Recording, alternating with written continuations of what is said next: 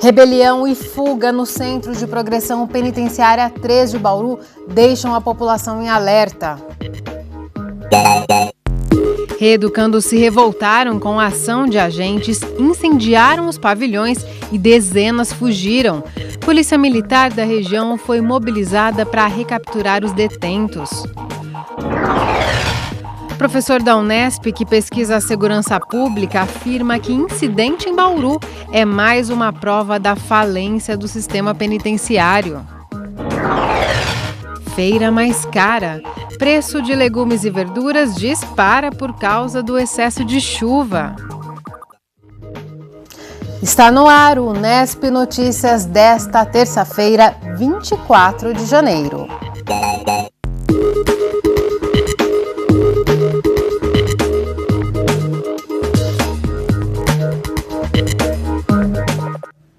Boa noite. Detentos do Centro de Progressão Penitenciária CPP-3 de Bauru, o antigo IPA, fizeram uma rebelião hoje de manhã e 152 fugiram, de acordo com a Secretaria da Administração Penitenciária. Em coletiva de imprensa, agora à tarde, a Polícia Militar afirma que 95 foram recapturados.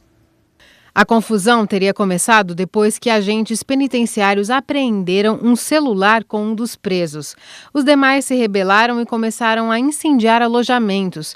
Os 3 pavilhões da unidade foram atingidos pelo fogo. Durante a confusão, dezenas de presos fugiram. A maioria foi pega nas imediações do CPP, na rodovia Bauru-Marília e no Distrito Industrial 3. De acordo com a Secretaria da Administração Penitenciária, a situação foi controlada dentro da unidade ainda de manhã, pelo Grupo de Intervenção Rápida. Foi mobilizada a força policial de toda a região para recapturar os foragidos. O 4º Batalhão da Polícia Militar do Interior lidera as buscas e, em coletiva de imprensa concedida agora à tarde, foi informado que cerca de 500 policiais estão envolvidos na busca de foragidos. Os presos recapturados devem voltar para o regime fechado. A Polícia Militar descarta brigas entre facções como motivo da rebelião. O CPP-3 abriga reeducandos que cumprem pena apenas no regime semiaberto. A unidade tem capacidade para 1.124 presos, mas no momento da rebelião abrigava 1.430, cerca de 300 a mais. E ao longo do dia, uma série de boatos alarmou a população. Informações que corriam em grupos de trocas de mensagens pelo celular davam conta de presos que tinham invadido lojas, indústrias e feito reféns. A região central da cidade ficou deserta durante o dia todo por causa do pânico gerado por essas informações. Você vê aí imagens do calçadão da Batista de Carvalho feitas agora à tarde. E não se vê clientes por lá. Várias lojas fecharam as portas. Até mesmo a praça Rui Barbosa, local por onde passa muita gente durante o dia, ficou assim, praticamente vazia. Mas essas notícias de presos que invadiram locais foram todas desmentidas. A polícia registrou apenas uma tentativa de roubo de um veículo por um grupo de fugitivos que foi detido. A Prefeitura também interrompeu o atendimento nas repartições públicas durante a manhã, mas os serviços foram retomados logo no começo da tarde. Nós conversamos com o professor da Unesp em Assis, Cláudio Eduardo Reis, que pesquisa a segurança pública sobre esse incidente aqui em Bauru. Ele é vice-coordenador do Núcleo de Estudos de Violência e Relações de Gênero da Universidade.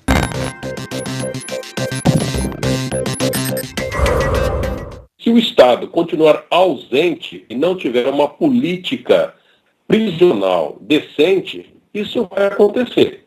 E olha que essa fuga de 200 presos do IPA, do Instituto Penal Agrícola de Bauru, né, que é um regime não tão exigente como em outros, né, e mesmo nesse caso você tem fugas. Então, a necessidade de rever todo esse modelo. Nós temos questões como a ausência do Estado, então, onde o Estado se ausenta, domina as facções. E é o que nós estamos vendo lá no Rio Grande do Norte, né? O Estado praticamente abandonou o presídio à sorte dos próprios presidiários. Eles que decidem. E não é um fato de hoje, isso acontece há tempos. Nós temos a questão dos presos provisórios, em que 40% de quem hoje está na penitenciária não deveria estar lá, em função de uma justiça lenta e ineficiente. Então, são várias questões que contribuem para que ocorra o que está acontecendo nesse momento, que é a eclosão desses massacres dentro dos presídios. Depois do intervalo, a gente fala de mais uma das consequências dessa chuvarada de janeiro. Preço de hortaliças e legumes dispara por causa do mau tempo. Na feira tem alimento 50% mais caro. Voltamos num instante só. Voltamos com um convite do Conselho do Município. Será realizada amanhã uma reunião para discutir alterações em 2 artigos do Plano Diretor Participativo. Eles tratam das APAs, as Unidades de Preservação Ambiental. O encontro é aberto a toda a comunidade e está marcado para as 18h na ACENAG. O endereço é Rua Fuas de Matos, Sabino, número 1015, no Jardim Estoril. O assunto agora é economia. Quem faz a feira em casa já percebeu que os preços dispararam. O pé de alface quase dobrou de valor. A entre-safra já é esperada para essa época do ano, mas essa chuvarada, essa sim difícil de prever, são a causa da inflação agora no início de janeiro. O início do ano é um período de entre-safra das hortaliças, ou seja, a fase entre o fim de uma colheita e o início de outra. E a produção também fica prejudicada por conta da alta quantidade de chuvas durante o verão. A produção já caiu por causa da chuva. E o tomate está ficando feio já, né? Já não é a qualidade que eu tinha antes para vender. Está vendendo, mas ainda não subiu, mas vai subir bastante. Esse fator interfere principalmente nos alimentos cujo plantio não é protegido fora das estufas. É o caso do brócolis, do agrião e de alguns tipos de alface, que já nem são mais encontrados nas barracas das feiras. E a produção cai ainda mais se o cultivo for orgânico. Com o aumento das chuvas, além do estrago que a chuva faz, né, que vem com destruição, a erosão dentro da horta, lava os estercos que a gente põe no canteiro, lava o esterco, desmancha os canteiros, tudo. Aumenta também a umidade, né? Com o aumento da umidade, aumenta a proliferação de bactérias, de fungos, tem alguns tipos de fungicida, algumas coisas que a gente não pode usar na agricultura orgânica, que tá ajudando até no convencional, para combater as bactérias, os fungos. Mas como a gente não tem que buscar recurso natural, a gente acaba tendo uma perca maior por causa disso também. Por causa do prejuízo, o preço de algumas das hortaliças mais procuradas aumentou. Os orgânicos subiram até 15% em comparação com o mês passado. Já os produtos convencionais chegaram a ter alta de 50%. E os consumidores já perceberam a diferença. Eles estão um pouco mais caros, né? Subiram um pouquinho, né, por causa da época, muita chuva, né? Semana passada estava mais barato. A alface, por exemplo, podia ser encontrada por R$ 2,50 no começo do mês. Agora, custa em média R$ 4,00. A alface perdimos bastante, cerca de mais de 200 maços, produção cada vez pior. Teve que repassar, porque o prejuízo tem que ir repassando. Quiabo, jiló, aí já não. Mas alface, rabanete, couve, aí já teve um aumento. Para não gastar tanto logo no começo do ano, a dica é fazer algumas substituições nas refeições, optando pelos vegetais cuja produção não foi afetada, como o quiabo. Pesquisar preços em diferentes lugares também pode render uma economia. A gente pesquisa de uma banca para outra, porque dá uma diferença, tipo de R$1,50, e a gente pesquisa. Não substituiu muita coisa não, ainda dá para manter o padrão que a gente estava levando. Só neste mês, o IPMET registrou 383 milímetros de chuva, 92 a mais que a média esperada para o mês todo. E vem mais chuva por aí. Os detalhes na previsão do tempo. O ar quente e úmido que predomina sobre o estado mantém a previsão de pancadas de chuvas para todas as regiões. Na quinta-feira, a chegada de uma nova frente fria deve provocar chuvas generalizadas. Em Bauru, devemos ter chuva amanhã e nos próximos dias também. A umidade do ar agora é de 57%. Os ventos sopram fracos, a 3 km por hora. Hoje, os termômetros variaram entre 20 e 30 graus. Nesta quarta ficam próximos disso, mínima de 20 e máxima de 31 graus. No próximo bloco, a gente continua com a série de entrevistas com os novos gestores municipais. Hoje vamos receber o secretário municipal de Cultura, Luiz Fonseca. Continue com a gente que o intervalo é bem rápido. Voltamos e a gente fala de carnaval. A Secretaria Municipal de Cultura está com inscrições abertas para candidatos a Rei Momo e Rainha da Folia em Bauru. As informações com a repórter Marisa Sei. Os foliões que quiserem compor a realeza do carnaval deste ano têm até o dia 3 de fevereiro para fazer as inscrições aqui na Secretaria Municipal de Cultura. Quem tem mais detalhes sobre o assunto é o Paulinho Pereira, diretor do Departamento de Ação Cultural. Paulinho, quem é que pode se inscrever para os cargos de Rei Momo e Rainha do Carnaval? Os candidatos têm que ter a idade mínima de 18 anos. No caso da Rainha, ela tem que ter bastante simpatia e samba no pé. E o Rei Momo também, além de ter a simpatia, o samba no pé, ele deve pesar no mínimo 100 quilos. Quais documentos precisa trazer aqui para fazer as inscrições? Os candidatos devem comparecer aqui na sede da Secretaria Municipal de Cultura, aqui na Nações Unidas 89. Deve trazer um documento com foto, além de uma foto 3x4 recente e também a carta da agremiação, sendo bloco ou escola de samba, que está indicando eles para estar representando a escola na Realeza de Bauru. Então precisa fazer parte de uma escola ou de um bloco, né? Precisa estar fazendo parte de uma escola ou de bloco, senão não pode estar se inscrevendo para ser candidato a uma das vagas. E como é que vai ser feita a escolha deles? A escolha acontece depois no dia 11 de fevereiro, vai ser lá no Sambódromo e vai ser através de uma comissão julgadora de 5 pessoas que têm conhecimento do carnaval, que foram convidados na cidade para estar escolhendo a realeza de Bauru.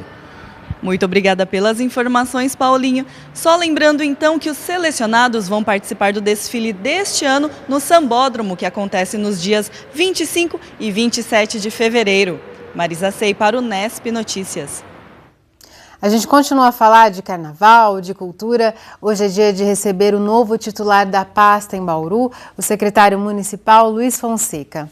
Luiz, muito obrigada por sua presença aqui no Nesp Notícias. Obrigado, eu que agradeço. Uma boa noite. Boa noite. Falando então direto de carnaval, por causa da crise financeira, muitos municípios cancelaram a folia, o repasse de verbas para escolas, blocos. Essa possibilidade chegou a ser discutida aqui em Bauru? Você seria favorável a esse cancelamento? Não foi discutido nem um pouquinho. Na verdade, estava prevista essa verba. É uma verba que nós dizemos que é uma verba carimbada. Da Secretaria de Cultura. Da Secretaria de Cultura para este fim. Então, não passou pela cabeça, de forma alguma. E quanto que se estima que vai ser investido na folia neste ano? Amanhã, o Luiz me explicava, vai ser feito o pregão para decidir qual a empresa que vai fazer a gestão desse dinheiro. Exato. Qual que é o valor previsto? O valor total é de R$1 milhão. R$1 milhão? R$1 milhão. O pregão deve dar uma balançada um pouquinho para menos e tal, mas nós temos diversos outros custos, né? De pintura, manutenção, enfim, isso acaba chegando na casa de R$1 milhão, um pouquinho. E todos esses encargos ficam por conta dessa empresa que vai ser selecionada amanhã? Como que funciona essa organização? Na realidade, essa empresa ela ganhou um processo de licitação e ela repassa a verba para as escolas de samba e para os blocos. É responsável pela sonorização de toda a avenida, iluminação, enfim. Então esse processo operacional fica todo com eles. Por parte da Prefeitura, sendo a Secretaria de Cultura o que rege essa batuta, mas na realidade são todas as secretarias envolvidas. Então eu tenho SEMA, obras, enfim, desenvolvimento econômico, todas elas têm as suas tarefas já designadas para que a gente possa arrumar a avenida e deixar tudo em ordem para o carnaval. E vai ter programação nos bairros também? Sim, teremos nos bairros, nos dias intercalados ao evento carnaval. Então dia 24 tem, dia 27, dia 26 tem, dia 28, em diversos bairros de Bauru. E essa programação também ela é custeada por esse valor de R$1 milhão? Também está dentro desse lote todo, né? Faz parte de um pacote. Então nós temos aí associações, as próprias escolas ou outras instituições interessadas, eles fizeram contato conosco, nós planejamos as ações para onde iríamos, encaminhar o nosso caminhão-palco e iluminação, essas coisas todas. Sempre se discute em Bauru a possibilidade de as escolas receberem diretamente esse dinheiro, mas para isso seria preciso a criação de uma liga. O que mudaria em relação à organização? Então, na realidade, isso é uma discussão que é bem ampla. Eu confesso que eu não entendi muito esse processo. Eu falei com as escolas na semana retrasada sobre a formação da Liga, realmente gera um desconforto entre eles muito forte. Mas a Liga viria para ajudar, eu acho, para solucionar alguns problemas, para organizar melhor essa tarefa que eles têm de carnaval, seus blocos, as escolas, enfim.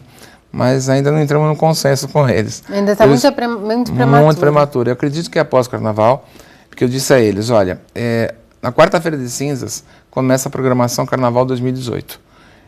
Justamente para a gente poder conversar estatuto, a gente conversar sobre regimento, sobre liga, sobre os rumos do Carnaval 2018, para que a gente não chegue na última hora e ter que correr atrás de um monte de coisa que não estavam previstas. Enfim, situações diversas, né? E eles aceitaram essa proposta e gostaram, né, pela antecipação.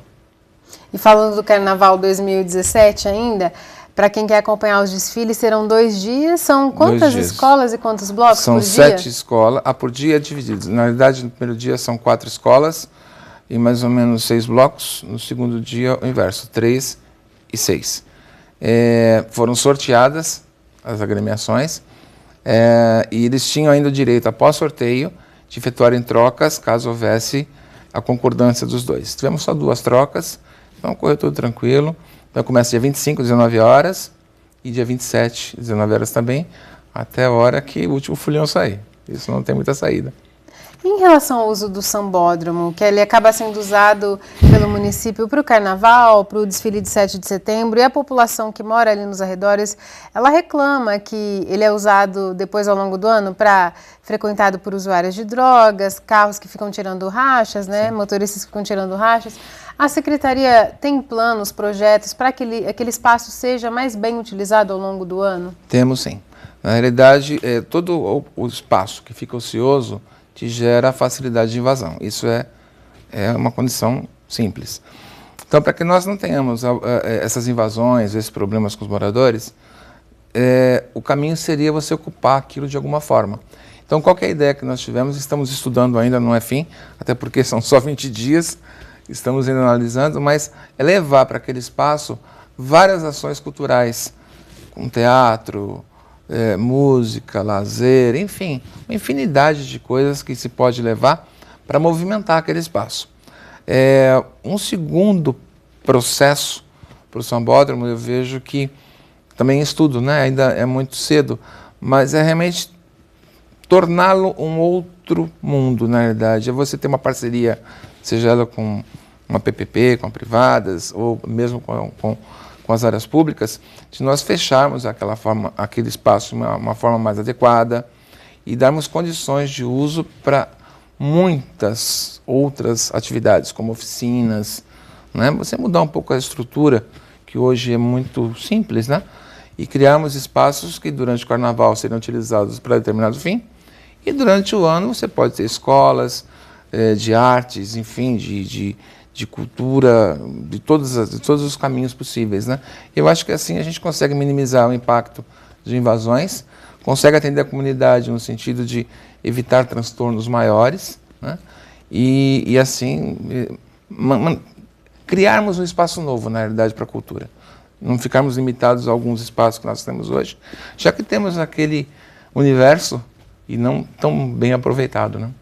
Falando de uma outra ação da Secretaria de Cultura, que é uma lei importante, a Lei Municipal de Incentivo à Cultura, você pretende aperfeiçoá-la na sua gestão? De que forma? Porque hoje muitos dos contemplados, eles reclamam que eles demoram a receber a verba para colocar o projeto em prática depois. Nós tivemos uma reunião, inclusive hoje, uma comissão julgadora de projetos.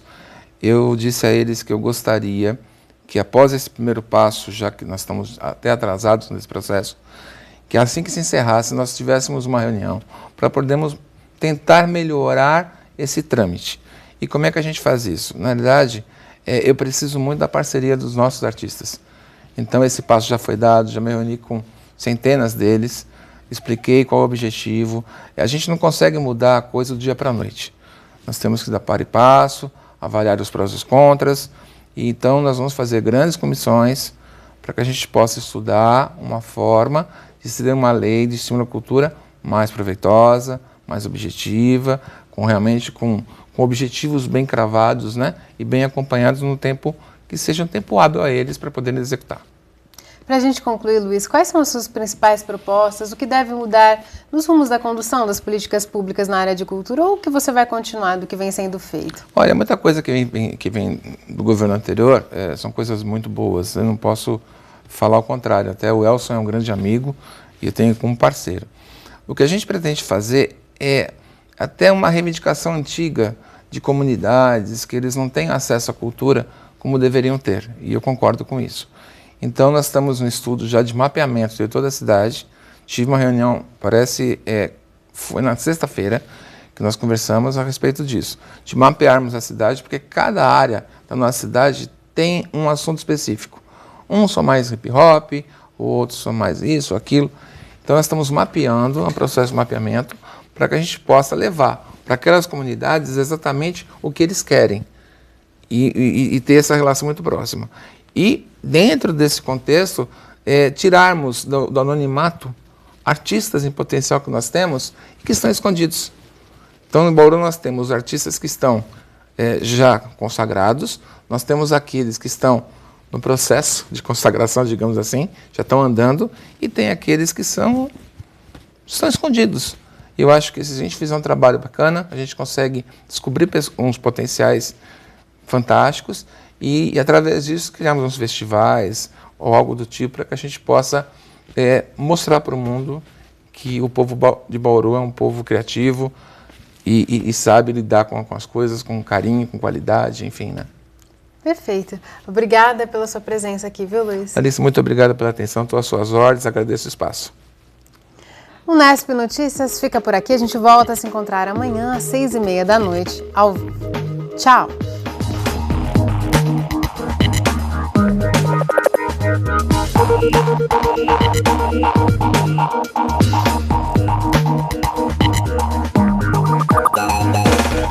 Thank you.